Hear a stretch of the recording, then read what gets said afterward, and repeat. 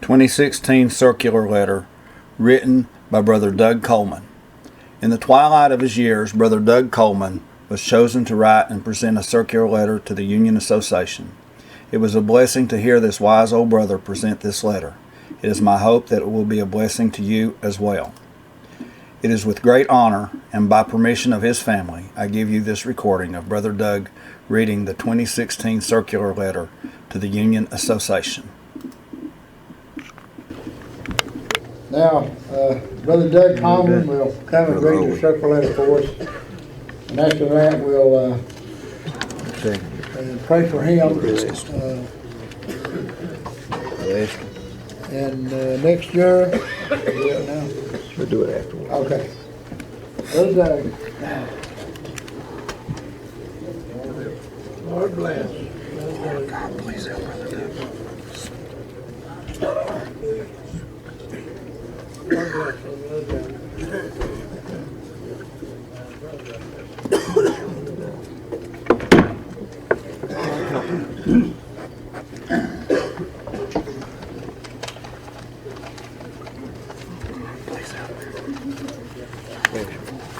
You get that right.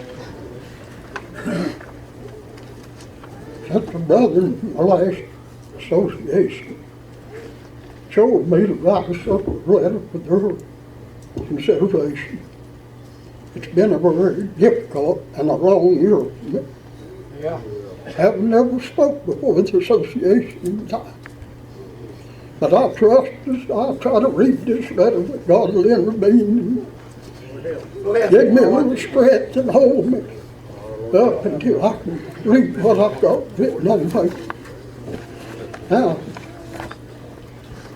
your brothers and sisters of the Union Association, being chosen to write the circular letter for your consideration at 2016 session, I feel an honor and also a great responsibility that I could not accomplish without the Lord to intervene. Feeling the least among my brethren, I will make this fearful attempt. The scripture that comes to my mind is Romans 5:12. Wherefore, as by one man sin entered into the world, and death by sin, and so death was pronounced upon all men, for all have sinned. Yes, Lord.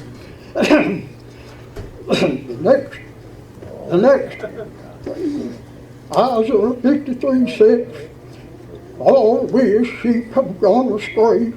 We have turned every one to our own way, and the Lord hath laid on him the iniquity of us all. Isaiah 53:7, he was oppressed and he was afflicted, yet he opened not his mouth. He was brought as a lamb to the slaughter, and as a sheep before her shearers is dumb, so he opened not his mouth. Lord, help him to go. Jesus.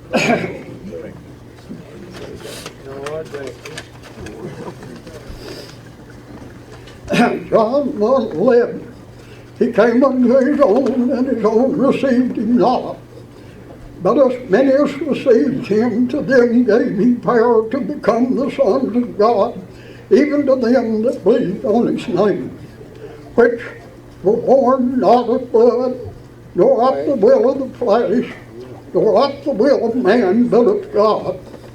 And the Word was made flesh and dwelt among us, and we beheld his glory as the glory of the only begotten of the Father, full of grace and truth. John bare witness of him and cried, saying, This was he who might speak. He that cometh after me is preferred before me, for he was before me. And of his fullness have we all received grace for grace. For the law was given by Moses, but grace and truth by Jesus Christ. Romans 2:28. Therefore we conclude that a man is justified by faith without the deeds of the law. Romans 3:29. Is he the God of the Jews only? Is he not also of the Gentiles? yes, the Gentiles also.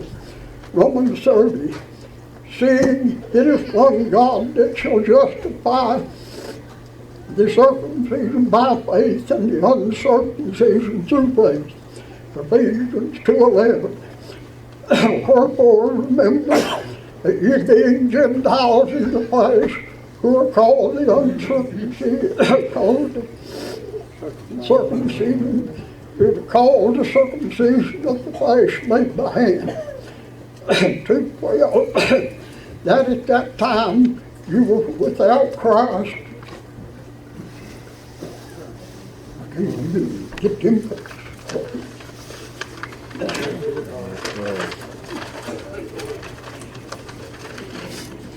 You were without Christ, being alien from the commonwealth of Israel and strangers from the covenant of promise, having no hope and without God in the world. But now, in Christ Jesus, you who sometimes were afar off are made nigh by the blood of Christ. For he is our peace, who hath made both one, and hath broken down the middle wall of partition between us. But God, who is rich in mercy, for his great love wherewith he loved us, even when we were dead in sin, hath quickened us together with Christ. By grace are you saved, and hath raised us up together and made us to sit together in heavenly places in Christ Jesus, that in the ages of time to come he might show his exceeding riches of grace in his kindness toward us through Christ Jesus. For by grace are you saved through faith, and not of yourself, but it is the gift of God. Titus 2:11. For the great grace of God that bringeth salvation hath appeared unto all men, not by works of righteousness which we have done, but by according to his mercy he has saved us by the washing of the regeneration and the renewing of the Holy Spirit. Holy Ghost. Titus 3:6, which he shed on us abundantly through Christ our Savior. Titus 3:7, that being justified by his grace, we have made ours according to the hope of eternal life. Hebrews 2:5, for unto the angels hath he not put into subjection the world to come, whereof we speak. But one in a certain place testified, saying, what is man that thou art mindful of him, or the son of man that thou would visit him? Hebrews 2:7, thus thou hast made him a little lower than the angels for the suffering of death, and crowned him with glory and honor, and set him over the work of thy hand. Thou hast put all things in subjection under his feet, for in that he put all things in subjection under him. He left nothing that is not put under him, but now we see not yet all things put under him.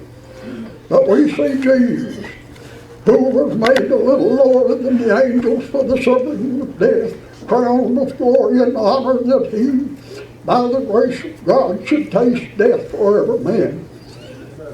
For it became him for whom we all things, and by whom are all things, in bringing many sons to glory, to make the captain of their salvation perfect through suffering. Hebrews 2:11, for both he that sanctifieth and they who are sanctified are all of one, for which cause he is not ashamed to call them brethren.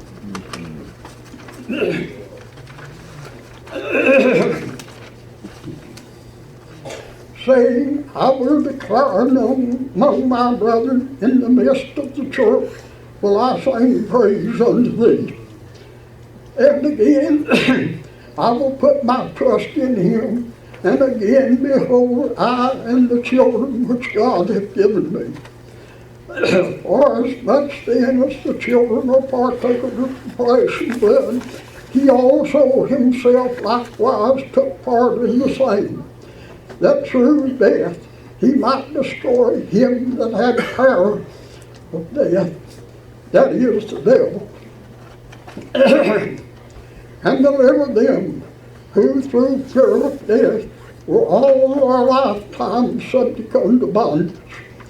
For verily he took not on himself the nature of angels, but he took on him the seed of Abraham. Wherefore in all things it behooved him to be made like unto his brother, that he might be a merciful and a faithful high priest in things pertaining to God, to make reconciliation for the sins of the people. For in that he himself has suffered, being tempted, he is able to secure them that are tempted. Verse 10:3. But in those sacrifices there is remembrance again made of sin every year.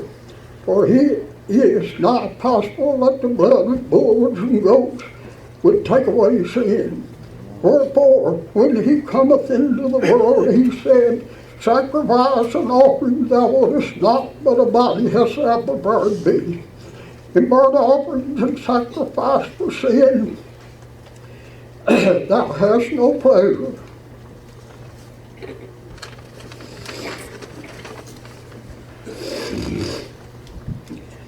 Then said I, Lo, I come, in the volume of the book it is written of me, to do thy will, O God.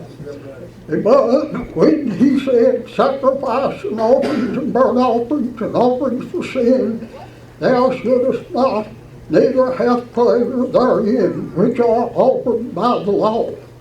Then said he, Lo, I come to do thy will, O God, to take away the curse, that he may establish the statute, by which we are sanctified through the offering of the body of Jesus Christ once and for all.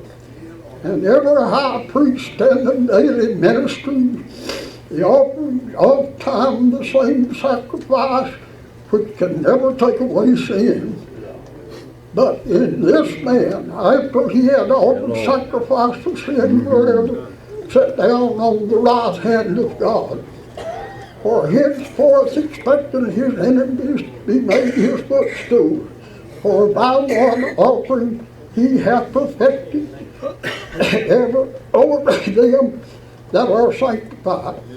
Therefore, thereof the Holy Ghost also was a witness unto us, for after that he had said before, This is the covenant that I will make unto them after those days, saith the Lord, I'll put my law in their hearts, and in their minds I'll write them. And their sins and their iniquities will I remember the Lord. Now where remission of sin is, there is no more offering for sin. First Peter 1:19. But with the precious blood of Jesus as a lamb slain, without spot or without blemish, who really was ordained before the foundation of the world, was made manifest in these last times for you, who by him do believe in God that raised him from the dead and gave him glory. And your faith and your hope might be in God. Peter 1:22. See, you have purified your souls by obeying the truth through the Spirit unto unfeigned love of the brother. See that ye love one another with a pure heart fervently, being born again, not of a corruptible seed, but an incorruptible by the word of God, which lives and abides forever. First Peter 1:24, all flesh is attached grace, and the glory of man is the flower of the grace withers, and the flowers thereof falleth away. But the word of the Lord endures forever, and this is the word which died, the gospel is preached unto you. I must bring this letter to a close, but reasonable place. But I want to quote Psalm 133:1. Behold now how good and how blessed it is for brethren to dwell together in unity. It is like the precious ointment upon the head that runs down on the beard, even burns beard, even down to the skirts of his garment. Yes, Lord. And down to the skirts of his garment. That's the dew of Hermon upon the dew of the hand upon the mountain of Zion.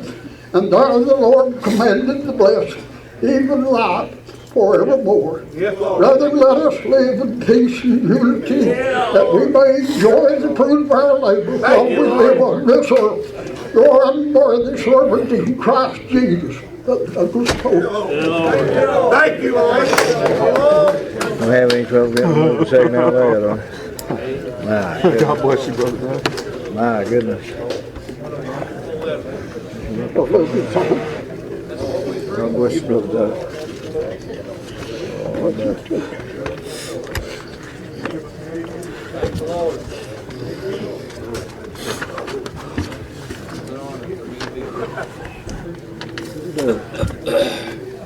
as good as out here.